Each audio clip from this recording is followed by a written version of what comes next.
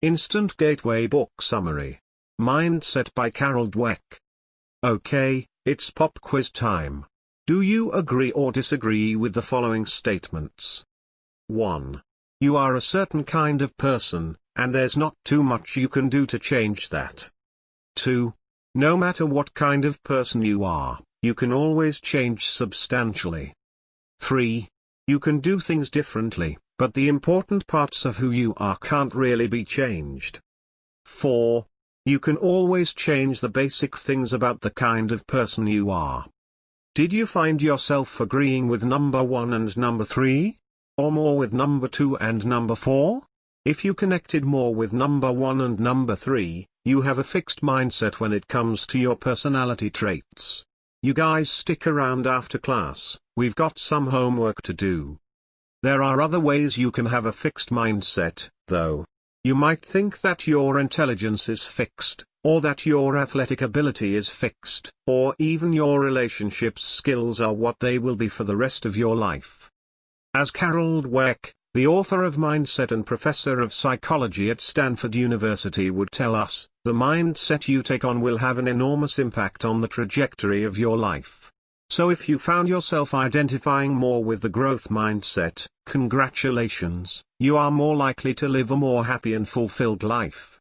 But if you found yourself identifying more with the fixed mindset, does that mean you should just throw in the towel? No, because there's good news here for you too. Because the only person who decides what mindset you adopt in your life is you. And guess who has the power to change it?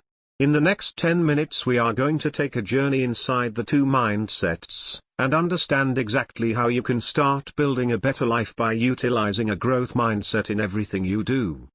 The fixed mindset. There are many ways to divide the world. Benjamin Barber, an eminent sociologist, would tell you that one way is to divide it by learners and non-learners. And this is at the heart of Dweck's argument. The learners believe that they have the ability to change, and set about learning what they need to do in order to make the change a reality.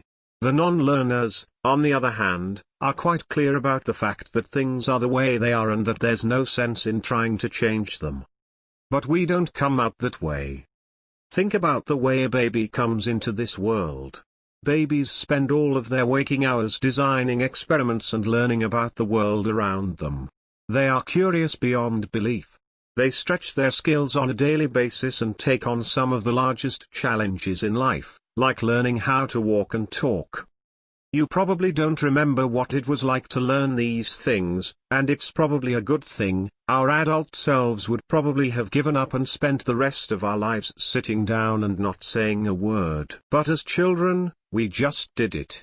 If we fell down, we got back up again and figured out how we'd avoid falling down the next time.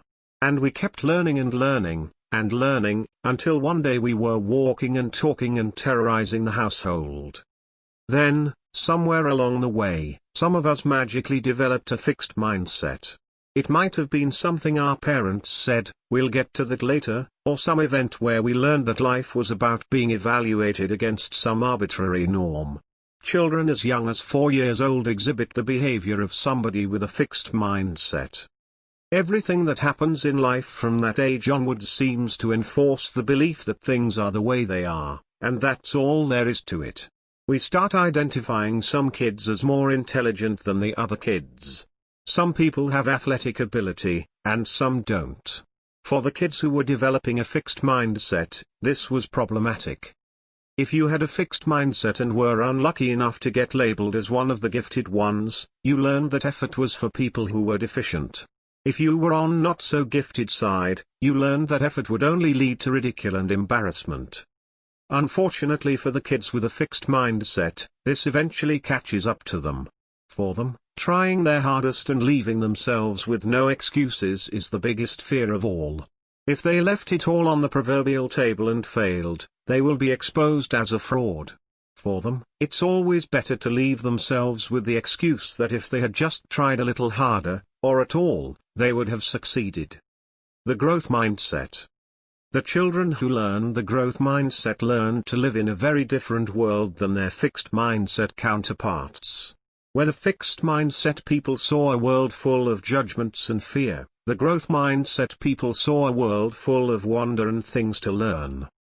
Most importantly, they understand that even the most talented people that the world has ever seen, had to start somewhere.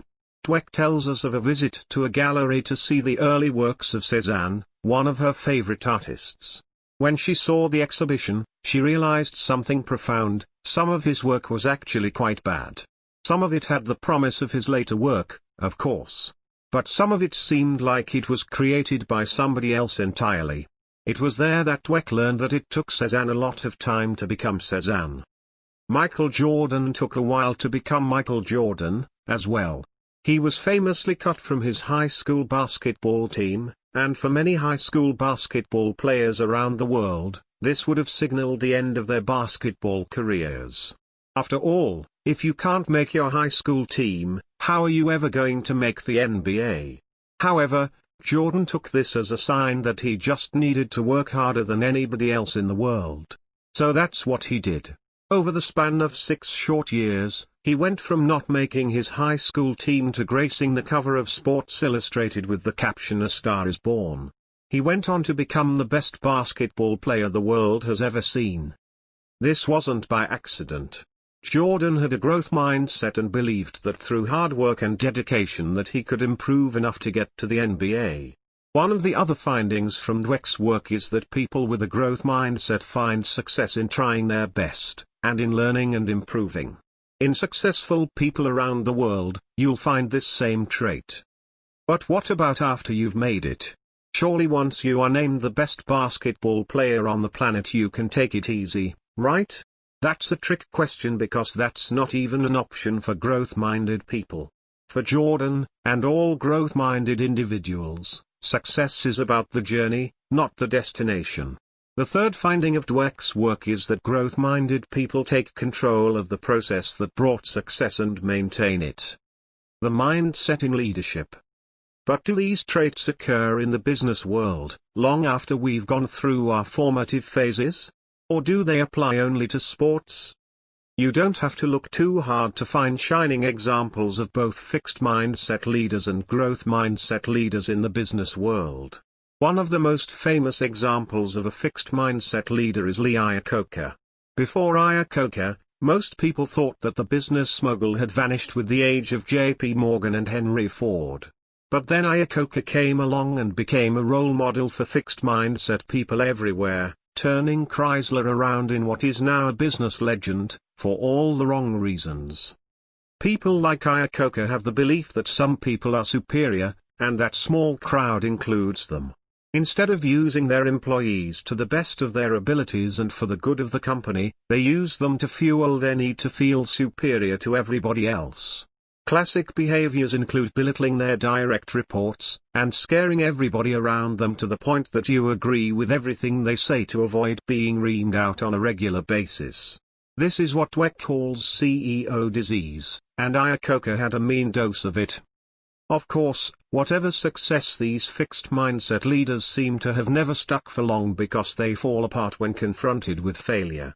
When things go wrong, they are driven to place blame with other people, make excuses, and generally avoid being made to feel like they had any role in the failure. Luckily, there are great examples of growth mindset leaders for us to emulate instead. Jack Welch, for all the nasty things that people said about him, was a growth mindset leader. Welch took the reins at GE when he was relatively young. In fact, the case he made to the outgoing CEO for why he should get the job was that he had a lot of runway, meaning that he had a lot of room to grow and that the company would benefit from his dedication to doing more and better every day. But he didn't start out that way. He was originally labeled as a problem child at GE. He was arrogant and got by on his talent alone. Luckily, through episodes of literally blowing the roof of a GE building he was working in, and other embarrassing failures, he learned that he still had a lot to learn. And learn he did. When he was climbing the ranks at GE, he originally was very interested in the pedigree of his team, preferring to hire engineers who had fancy degrees from places like MIT and Princeton. But he learned later on that the most valuable thing an employee could bring to the organization was a growth mindset, because over time that would erase any advantage that a degree from a top school could produce. The inner hunger, as Welch described it, was paramount. Of course, these are just two famous examples of each mindset in action. But if you look around at the people who create enduring success for themselves and their businesses, they are much more likely to have a growth mindset. Dealing with the mindsets. By now, it should be clear that in order for you to succeed, you should adopt the growth mindset. But how do you deal with other people and get the best from them, regardless of the mindset that they currently have? We would be wise to take some lessons from John Wooden, one of the most celebrated sports coaches of all time. UCLA won 10 national championships under his tutelage in a 12-year span. However, he didn't inherit a basketball program that was destined for greatness. In fact, when he arrived on campus, the team was picked by most to finish dead last in the standings. Coach Wooden took a novel approach. He didn't demand perfection. He didn't even demand that they win every game. What he did demand, however, was a full effort each and every time his players took to the court, whether it was in a game or a practice.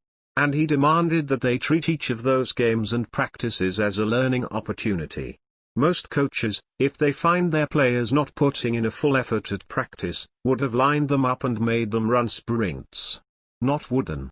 He walked off, turned off the lights, and told his team to go home.